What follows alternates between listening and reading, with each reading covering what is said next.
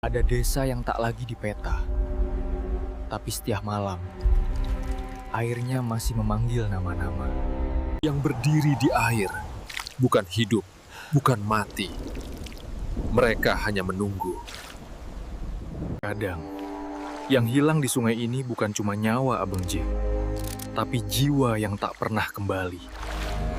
Pagi itu, kabut tebal masih menggantung di atas Sungai Mahakam.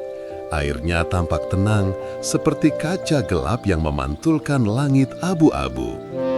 Dari kejauhan, suara klakson kapal tongkang terdengar panjang, diikuti jeritan burung yang berterbangan dari pohon-pohon di tepian. Raka Dwinata berdiri di dermaga kayu Tenggarong, menatap aliran air yang terus bergerak tanpa arah pasti. Ia baru 2 hari tiba dari Samarinda, ditugaskan oleh redaksi majalah dokumenter Fakta Nusantara untuk menelusuri meningkatnya kasus tenggelam misterius di Mahakam. Dalam 2 bulan terakhir saja, sudah 5 orang hilang tanpa jasad ditemukan.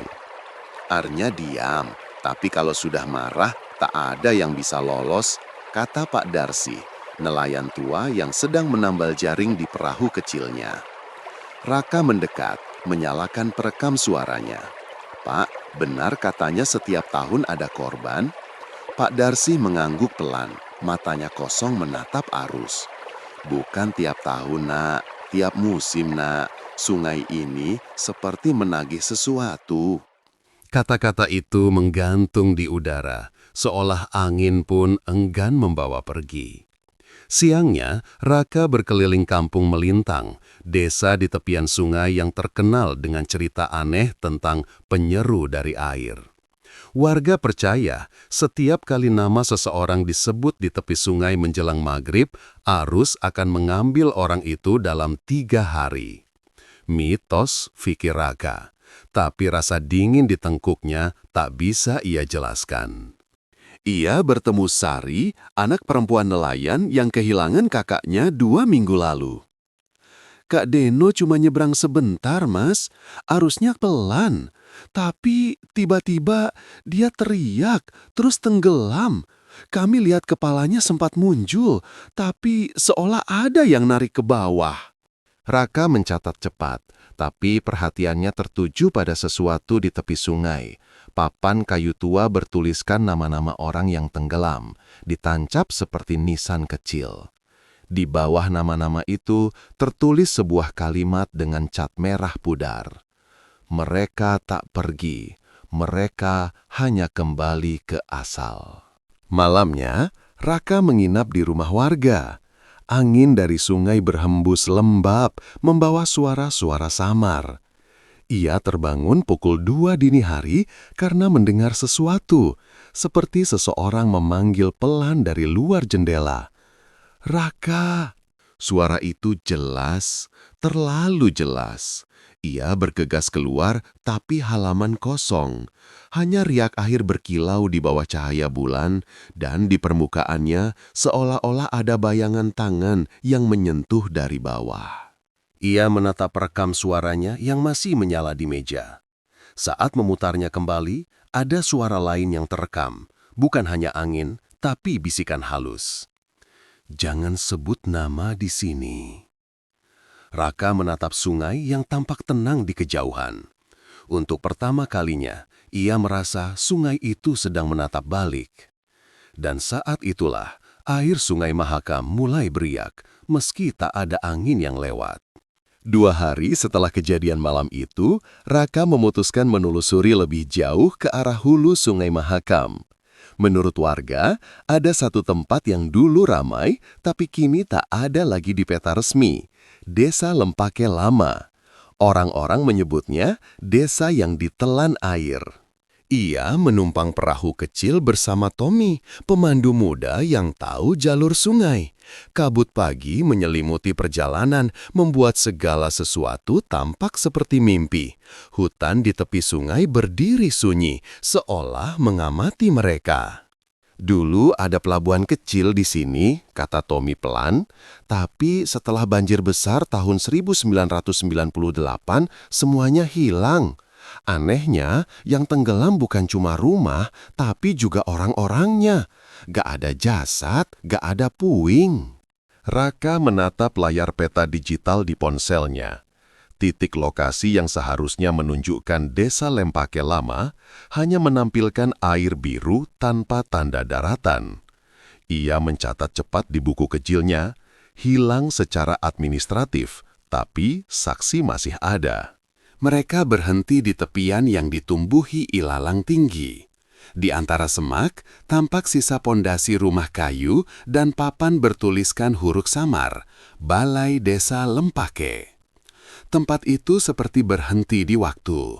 Udara terasa berat dan suara hutan lenyap. Raka mengambil foto, tapi kameranya tiba-tiba error. Layar gelap, lalu muncul garis-garis putih seperti gangguan statis. Di sela-selanya, seolah-olah ada bayangan wajah tersenyum. "Mas, kita balik aja," bisik Tommy. "Saya nggak suka tempat ini. Warga sungai bilang kalau air di sini diam tapi berputar di bawah." Namun, sebelum mereka pergi, Raka melihat sesuatu di antara batang bambu. Papan kayu kecil mengambang, bertuliskan, "Kembali sebelum disebut." Ia meraihnya, tapi papan itu tiba-tiba terbalik sendiri. Di belakangnya tertulis dengan cat hitam, "Kami masih di sini." Saat perahu mulai menjauh, air di sekitar mereka beriak. Bukan karena arus, tapi seperti ada sesuatu yang bergerak di bawah. Dari dalam air muncul potongan kayu, batu bata, dan kain putih panjang seperti kelambu yang tersangkut di dayung. Raka menariknya. Kain itu basah dan berat. Di ujungnya tertulis huruf-huruf pudar. Lempake 1998. Malamnya di penginapan, Raka memutar ulang rekaman wawancara pagi tadi. Tapi di tengah suara Tommy, muncul suara perempuan samar, lirih, seolah berbicara dari air. "Kami tidak tenggelam, kami dipanggil." Raka terdiam. Ia membuka peta sungai sekali lagi, dan untuk pertama kalinya, titik biru di layar bergerak sendiri, menandai lokasi yang baru muncul, bertuliskan, Lempake Lama, aktif. Sungai Mahakam seolah ingin menunjukkan jalan berikutnya. Dan Raka tahu, ia tak lagi sekadar meliput kisah tenggelam. Ia sedang ditarik masuk ke dalamnya. 3 hari setelah penemuan kain bertuliskan Lempake 1998, Raka mendapat kabar baru dari pelabuhan Samarinda. Sebuah kapal barang tua bernama Borneo Star ditemukan karam di Mahakam bagian tengah, tempat yang disebut warga sebagai tenggorokan sungai, karena arusnya bisa berubah arah dalam hitungan menit. Kapal itu hilang sejak 2003 tanpa sinyal darurat. Tapi anehnya, bagian dek dan ruang kendalinya masih utuh, seolah tenggelam hanya semalam. Raka berangkat bersama tim penyelam lokal dan 1 orang teknisi sonar, Pak Mulyo, yang sudah 20 tahun memetakan dasar sungai. "Borneo Star bukan sekadar kapal karam," ujar Mulyo sambil menyiapkan peralatannya. "Dulu kapal itu angkut bahan bangunan untuk proyek bendungan. Tapi kata kru yang selamat, malam sebelum hilang, mereka dengar suara dari dasar sungai. Suara orang memanggil nama mereka satu persatu. Penyelaman dilakukan menjelang siang. Air berwarna coklat pekat, hampir tak tembus cahaya. Raka hanya bisa menunggu di perahu, mendengar komunikasi lewat radio. Visual minim, tapi struktur kapal masih jelas. Tunggu, ada sesuatu di lambung kiri." Suara Mulyo terdengar putus-putus. Ada ukiran, huruf-huruf aneh, kayak nama tapi bukan Latin. Tiba-tiba radio berderak keras. "Raka, kamu dengar? Ada suara dari bawah, bukan gema mesin. Ada yang nyebut." Sambungan terputus. 5 menit kemudian, 2 penyelam naik ke permukaan. Wajah mereka pucat, tapi Mulyo tak muncul. Mereka mencari dengan sonar, tapi sinyal tubuhnya hilang begitu saja, seolah diserap arus. Raka menatap layar sonar yang masih menyala. Di bawah garis lambung kapal muncul bentuk aneh, lingkaran besar dengan pola menyerupai pusaran dan simbol seperti mata terbuka. Tepat di tengahnya ada titik panas. Bergerak. Malamnya, Raka memeriksa hasil rekaman suara dari peralatan sonar. Ia memperbesar audio gelombang rendah dari kedalaman 40 meter. Di antara suara arus dan logam kapal terdengar jelas, "Kembalikan yang bukan milikmu." Suara itu bergema berat, seperti keluar dari perut bumi. Raka menekan jeda, napasnya tersengal. Ia membuka catatan Pak Mulyo yang sempat tertinggal di dek perahu. Halaman terakhir hanya berisi satu kalimat, ditulis tergesa. "Dasar Mahakam bukan lumpur, itu pintu." Sejak malam itu, Raka mulai bermimpi aneh. Ia melihat kapal Borneo Star melaju di sungai bercahaya merah, dengan bayangan-bayangan hitam berdiri di dek, menatapnya tanpa wajah. Dari jauh, ia mendengar seseorang memanggil. Turunlah Raka, di bawah semua cerita bermula. Ia terbangun dengan pakaian basah, seperti baru keluar dari air. Dan di meja, rekamannya menyala sendiri, memutar kalimat terakhir dari dasar sungai. Pintu sudah terbuka. Pagi itu, kabut di Mahakam lebih tebal dari biasanya. Raka menatap air yang tenang dengan perasaan campur aduk, antara takut dan penasaran. Setelah kehilangan Pak Mulyo, banyak yang menyarankan agar penyelidikan dihentikan. Tapi, satu pesan suara anonim yang masuk ke ponselnya malam sebelumnya membuatnya berubah pikiran. Kalau kau ingin tahu kebenaran tentang Lempake dan Borneo Star, temui Arman di dermaga Bukit Paring. Dia penyelam terakhir yang masih hidup. Raka tiba di dermaga menjelang sore. Seorang pria paruh baya duduk di ujung papan, mengenakan jaket selam yang sudah robek di beberapa bagian. Matanya cekung, kulitnya pucat, seperti belum kena matahari berhari-hari. "Kau wartawan itu ya?" Suara Arman serak, seperti menahan sesuatu di tenggorokannya. "Kalau mau dengar cerita, pastikan kau siap, karena setelah tahu, kau gak bakal tenang tidur lagi." Arman mengaku bagian dari tim penyelam pertama yang dikirim untuk mengevakuasi Borneo Star pada tahun 2003. Tapi mereka tidak pernah melaporkan hasilnya ke pemerintah. Dari 6 orang penyelam, hanya dia yang kembali. "Kami turun jam 2 siang, katanya lirih. Di bawah gelap, tapi ada cahaya samar, bukan dari lampu, tapi dari dasar sungai sendiri. Lalu kami lihat bentuk seperti pintu batu, besar, bulat. Di atasnya ada ukiran wajah manusia, tapi matanya bergerak." Raka menelan ludah, merasakan bulu kuduknya berdiri. "Apa yang terjadi setelah itu?" "Satu persatu kami dengar nama kami dipanggil. Aku sempat naik duluan. Tapi sebelum muncul ke permukaan, aku lihat mereka melayang ke arah pintu itu. Pelan, kayak ditarik sesuatu, lalu hilang." Arman membuka botol kecil dari saku jaketnya, berisi potongan logam berkarat dengan ukiran aneh. "Ini dari pintu itu," katanya. "Setiap malam, aku mimpi air naik sampai ke tenggorokan. Mereka panggil aku balik." Saat Raka hendak memotret logam itu, sinyal ponselnya hilang. Air di sekitar dermaga tiba-tiba beriak tanpa sebab. Arman menatapnya dengan mata kosong. "Sudah terlambat. Kau juga udah dipanggil," bisiknya. Tiba-tiba tubuhnya kejang dan dari hidungnya keluar air bercampur lumpur.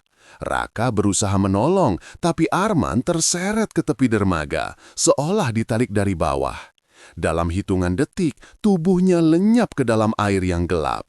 Di permukaan hanya tersisa botol kecil berisi logam itu. Raka memungutnya dengan tangan gemetar. Saat logam itu disentuh, terdengar bisikan di kepalanya. Satu pintu telah terbuka. Satu jiwa telah kembali. Raka berlari dari dermaga, tapi saat menoleh ke belakang, ia melihat sesuatu di air. Bayangan Arman berdiri di permukaan, menatapnya, lalu perlahan tenggelam tanpa riak. Malamnya, Raka menulis laporan terakhirnya untuk redaksi. Tapi kalimat penutupnya berhenti di tengah-tengah. Ia menatap jendela, dan di luar, di permukaan sungai yang memantulkan bulan, terlihat sekelebat wajah-wajah samar di antara riak air. Dan dari kejauhan, suara itu kembali terdengar. Turunlah Raka, sudah waktunya. Raka tak lagi bisa tidur sejak malam itu. Setiap kali ia memejamkan mata, suara air bergema di kepalanya. Bukan sekadar arus, tapi irama seperti doa kuno yang diucapkan berulang-ulang. Ia mulai merasa Sungai Mahakam memanggilnya, pelan tapi pasti. Di tengah tekanan itu, Raka mendapat pesan dari seseorang bernama Bu Mirna, penjaga arsip Museum Daerah Tenggarong. Pesannya singkat, "Kalau kau ingin tahu kenapa sungai ini menelan manusia, datang ke museum malam ini, bawa logam itu." Raka tiba setelah jam tutup. Lampu museum hanya menyala di satu ruangan, ruang etnografi tua yang memajang artefak suku Kutai lama. Di tengah ruangan, Bu Mirna sudah menunggu, mengenakan kebaya lusuh dan syal hitam. "Logam yang kau bawa itu bukan besi biasa," katanya tanpa basa-basi. "Itu fragmen dari pintu sungai, peninggalan ritual kuno. Dulu, sebelum kerajaan Kutai berdiri, sungai ini dianggap sebagai penghubung dunia manusia dan arwah. Setiap banjir besar, mereka melakukan ritual pengembalian jiwa." "Pengembalian jiwa?" Raka mengulang. "Ya, saat sungai mulai menuntut, mereka memilih seseorang, pemanggil air. Ia akan turun membawa nama-nama orang yang telah melanggar sumpah sungai. Kalau ritual gagal, sungai mengambil sesukanya."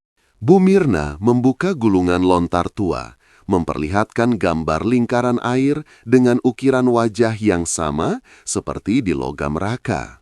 Di bawahnya tertulis aksara Kutai kuno yang berarti yang menjaga pintu dasar. Raka gemetar. "Jadi, ini bukan kebetulan? Semua yang tenggelam?" "Adalah bagian dari perjanjian yang dilupakan," potong Bu Mirna. "Dan sekarang sungai menagih lagi." Tiba-tiba, seluruh lampu padam. Dari arah ruang pamer, terdengar suara air menetes. Makin lama, makin deras, sampai lantai museum benar-benar basah. Bau lumpur menyeruak. Raka menyorot dengan ponselnya. Di dinding, air merembes keluar membentuk pola lingkaran.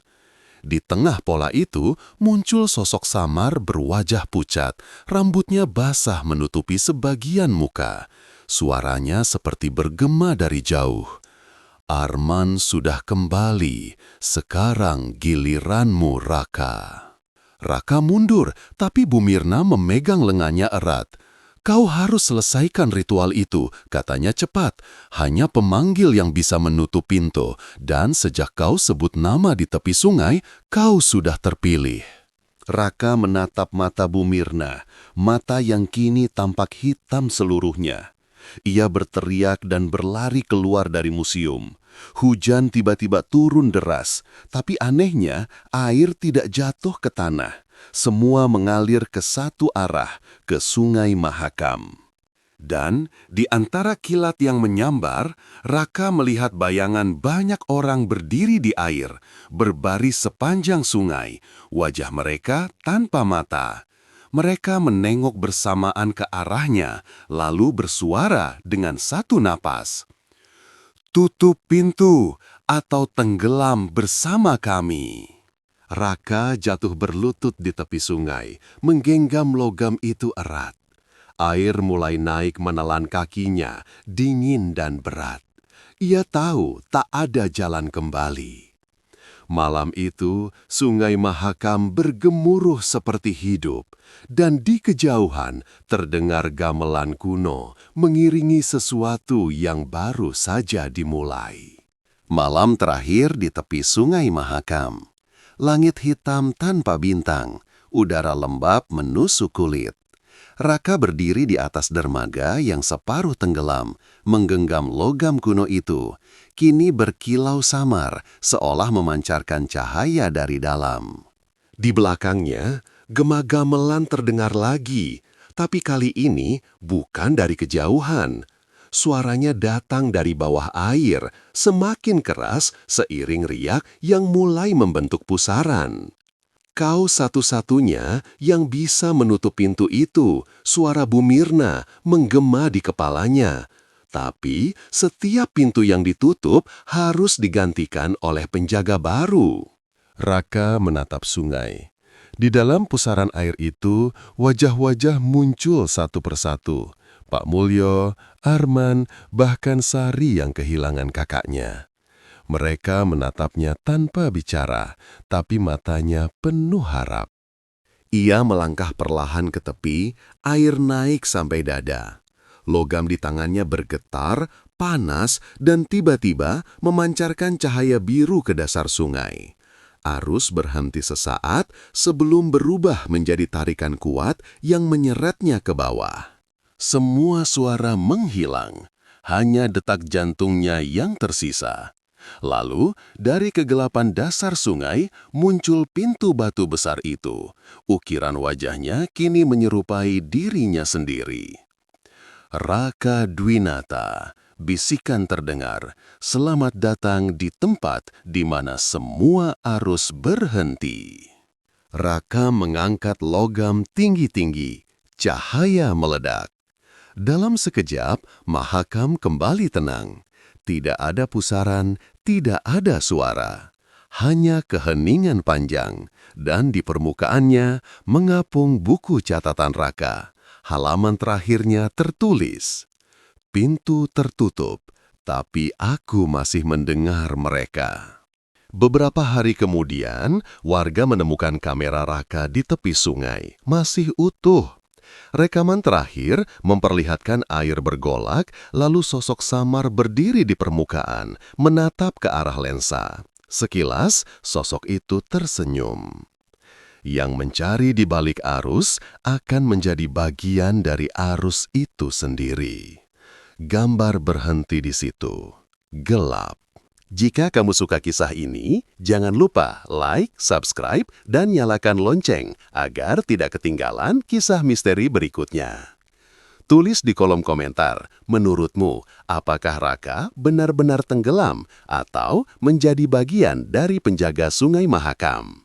Sampai jumpa di kisah gelap berikutnya. Salam Jejak Gelap Nusantara.